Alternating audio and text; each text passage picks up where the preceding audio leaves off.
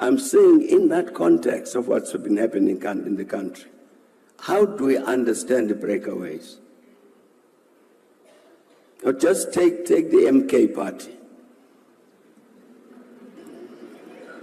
You can't say, I remain a member of the ANC, but I support a party which is going to campaign to defeat the ANC. That doesn't make sense. One of those two things is wrong.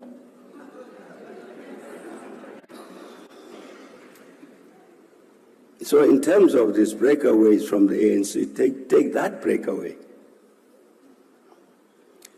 You can understand it. It is led by the same people who tried to destroy Sars. It is exactly the same people. It is exactly the same people. So you can understand who they are. Thabo Mbeki says Jacob Zuma sought to destroy SA by running Sars. People set out to destroy the democratic state's former president's student at UNISA. Former President Thabo Mbeki tore into his successor Jacob Zuma on Wednesday, saying he was behind moves to destabilize the SA Revenue Services SARS to ensure the democratic state project collapsed. Mbeki was speaking at the Thabo Mbeki's African School of Public and International Affairs at UNISA's Makunek campus in Pretoria. He is the patron of the school and chancellor of UNISA, Africa's biggest and distance learning institute. Welcome all, welcome back. This is Facts About Africa, the African channel where share thoughts and changing the narrative of Mother Africa. So brothers and sisters, I invite you to listen or to watch this video till the end on what former President of South Africa, Thabo Mbeki, said. And he said a lot of things on this video. The issue of economic in South Africa, the issue of industrialization in general of South Africa. And he said South Africa talked to China that this issue of importing this small product must stop, must be an end, and let them build industries in South Africa and produce in South Africa. And South Africa must sell it as a final product, not to sell things like as a raw material. So let us listen to this speech, then your thought, please let us know on the comment section.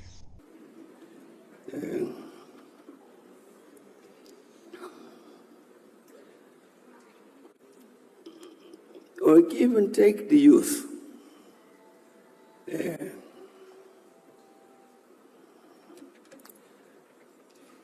Take the Youth League of the ANC.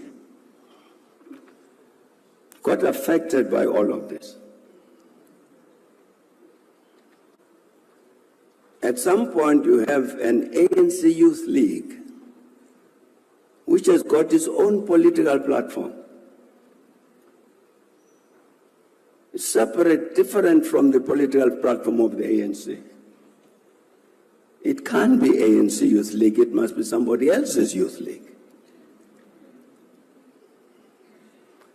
What happened? Suddenly you've got, the very popular thing. I think even my comrade president here referred to about land. There's established ANC policy, which is in the Freedom Charter. If you come to me to say, now let's still do something about the land, I'd say, bear in mind what we've said in that Freedom Charter for many decades. The land shall be shared among those who work it. That is a very well thought out position, strategic position with regard to solving a number of issues here. The national question, the land question, how do we handle it? No, somebody pops up. No. Let's take the land and give it to our people. So I say, I belong to the ANC. Who, according to the ANC in South Africa, is not our people? There's nobody who's not our people. That's ANC policy. Somebody else's policy might be very different. But that's why the ANC says this: land shall be shared among those who work it, black and white and whoever they are. But I'm saying you have a youth league which is called an ANC Youth League, which has got a very different policy from the ANC on this matter. Is it ANC? It's not. It's a youth league, sure, but a youth league of somewhere else.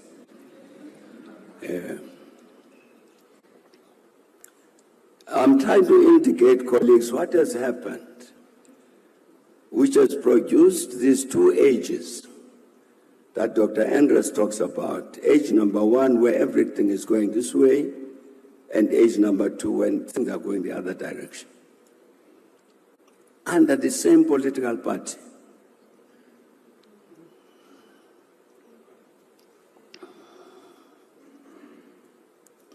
So,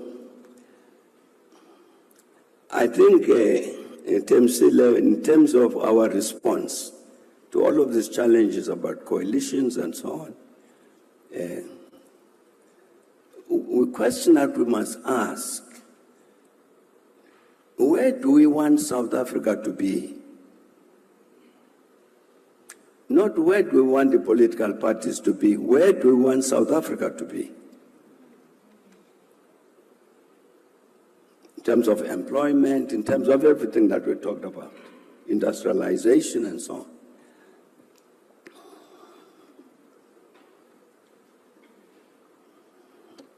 And who will get us there?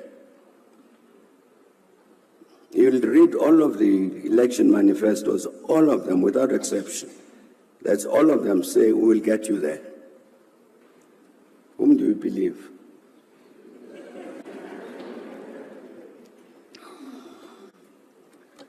I think there's a major political struggle that has to take place here, in part based on a proper understanding of the state of the nation. Not the state of the nation as we wish it to be, but that it actually is.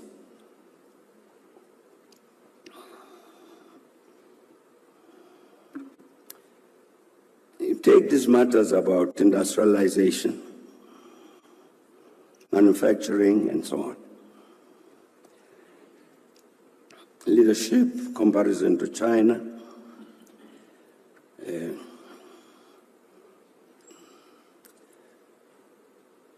The Johan Rupert,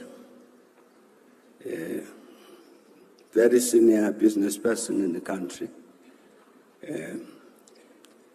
did an interview a few years back, I think with Power FM.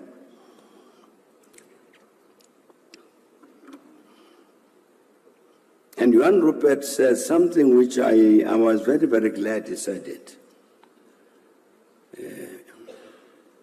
He's generally a very honest person.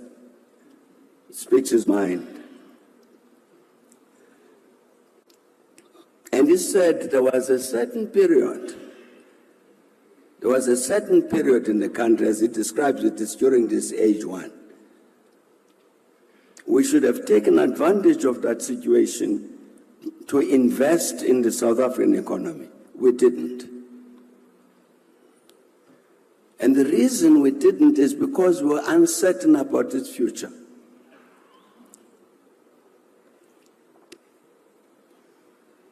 Now, that's a very senior business leader in the country who says that. At some point, I can tell the story now. We talked to the government of China because clothing and textiles here were suffering greatly because of imports from China. as you know, I was saying that you look around, all sorts of items of clothing are made in China. So we talked to the government of China to say, look, this industry of ours is dying because of imports from China. Please do something to stop this flow. I hope the Chinese government won't be angry with me for telling this story. They agreed. They said, all right. So they would intervene to reduce the flow of the Chinese exports to South Africa in order to help South African clothing and industry to survive. And then said something which was very, very interesting to me. They said, part of what we will do, we will help your companies to catch up in terms of technology. Because they've fallen way behind in terms of technology in this sector.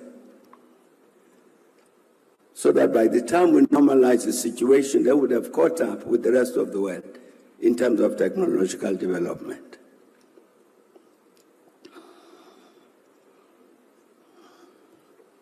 What had happened now, because of the thing that Johan Rupert is talking about, of a great reluctance by a major part of the capitalist sector to invest in the South African economy. What had happened in the clothing and industry, in the clothing and the textile and clothing sector, was that level of investment that dropped. That includes adoption of modern technologies. It was part of this general phenomenon of what COSATU used to call an investment strike. Because in truth, a great part of capital in this country was very uncertain about the future of the country. This miracle that people talked about was too good to be true. One day there will be a big explosion.